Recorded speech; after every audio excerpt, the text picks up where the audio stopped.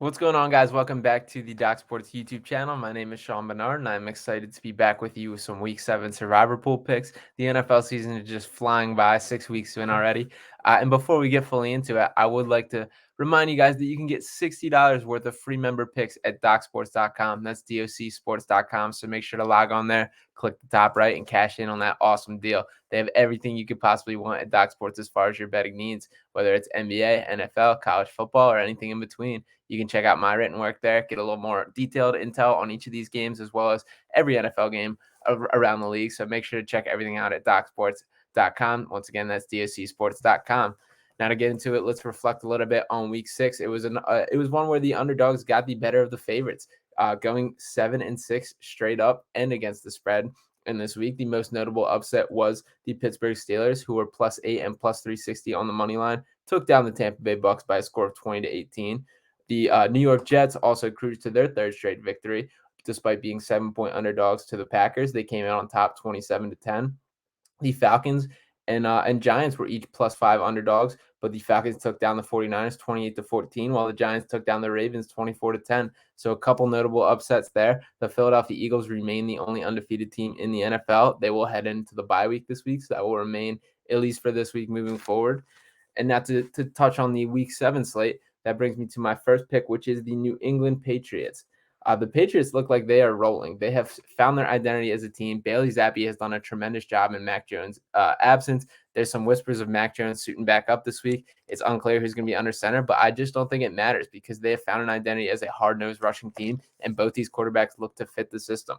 The biggest discrepancy, which makes this jump out to me, is the Chicago Bears are ranked 29th in the NFL in rushing yards allowed per game. They're averaging 163 yards allowed per game against a team that's just going to run the football. Ramondre Stevens coming off a 2-touchdown game, looking just terrific. All these guys and the Patriots as a whole have won their last 2 weeks by a combined 67-15. So just some impressive stuff there. The Patriots have just, like I said, found their identity. They look like they have a game plan and they're going to execute moving forward. So I feel good about this. The Bears have had some flashes. Justin Fields pulled some late game magic to almost come out on top on Thursday Night Football last week, but there just isn't enough consistent play from that team to be confident. So roll with the Patriots as the top pick this week. To move on to number 2, I have the Tampa Bay Bucks over the Panthers. A little bit of a slam dunk here. The Buccaneers are 10.5-point favorites. The Panthers continue to spiral 1-5 on the year following Matt Rule's firing. Christian McCaffrey trade rumors continue to swirl. But the Buccaneers are coming off that upset against the Pittsburgh Steelers last week. They're going to be hungry, looking for a win. Tom Brady, for the first time in his career, is really looking human back there at quarterback, but I don't think it matters. The Buccaneers are the more talented team on paper, on the football field, and everywhere in between. So I expect them to take care of business, pick up the victory, and for this one to approach real deal blowout territory. To move on to number 3, I have the Las Vegas Raiders beating the Houston Texans. Raiders coming to this matchup 1-4. Both these teams coming off the bye week. The Raiders are one of the most disappointing teams on the year. I feel like we're saying that about a lot of teams so far this NFL season. But the Raiders were a team that had some Super Bowl aspirations. A lot of guys hyping up their deep playoff run potential, and that has not shown face. If they want to have any chance of getting their season back on track to make some noise in the postseason or even get into the playoffs, it has to start this week. They have a great opportunity against the Texans team that is 1-3-1. The Raiders haven't been that bad. The defense needs to improve slightly for sure, but the offense has done their job. 6th in the NFL in scoring. They rank 1st in percent of drives ending in score. Those are great numbers. We've seen them put up the points. The defense just hasn't been able to get stops. Devontae Adams will be in the lineup. They're going through the legal process from him pushing the cameraman following that game. The NFL, I don't know if they're going to end up with a suspension there. They're doing their due diligence, but the bottom line is this week he will be playing. The offense will be at full swing. I expect them to have a game plan coming off the bye and to take care of business. They're 7-point favorites in that one, and I think you can count on them to get the win. If you're looking for a little bit more of an outside the box picks, maybe you've used up a lot of your solid teams already, I'm going with the New York Jets this week, coming in off 3 straight victories, facing off against their Denver Broncos. They're 3-point underdogs in the matchup playing in Denver, but I think the Jets get the win. I don't think you can feel confident riding with the Broncos to any extent at this point. We saw some brief moments of positivity from Russell Wilson in that matchup with the Chargers this week, but then he just fell apart. He hit a second half plateau, failed to complete just about any pass. We see the continued concerns with the arm strength, the shoulder. He's having treatment on it, but it just doesn't seem to be mattering. And beyond that, there's issues beyond just Russell Wilson. The offensive line is struggling to protect him. This New York Jets defense is the real deal. That's what's winning these football games. And I think that's going to be the case this week too. They're going to bring pressure. Sauce Gardner is rapidly becoming one of the premier corners in the NFL. And I think this Broncos team is going to struggle. I expect New York to pull off the upset, come into Denver, take care of business, and keep that momentum rolling. So the Broncos are continuing to just have a brutal year, and I think it's going to continue this week. Moving on to some games that I want to avoid. First up, I have the Chargers versus the Seahawks. Chargers 6.5-point favorites in this one.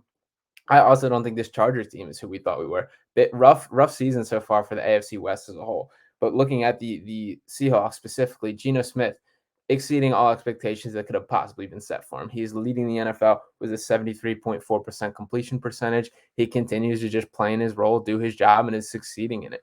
The Seahawks are 11-5 straight up in their last 16 games against the Chargers.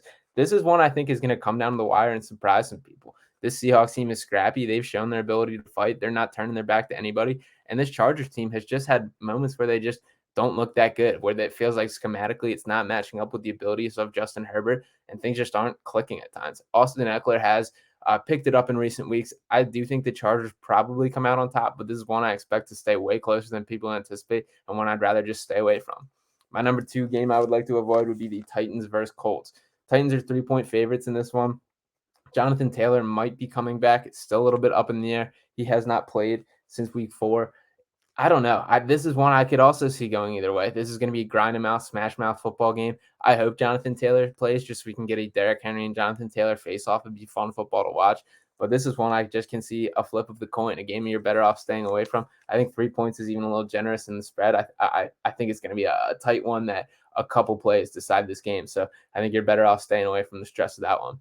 Last up, the last game I'd like to avoid will be the Detroit Lions versus the Dallas Cowboys.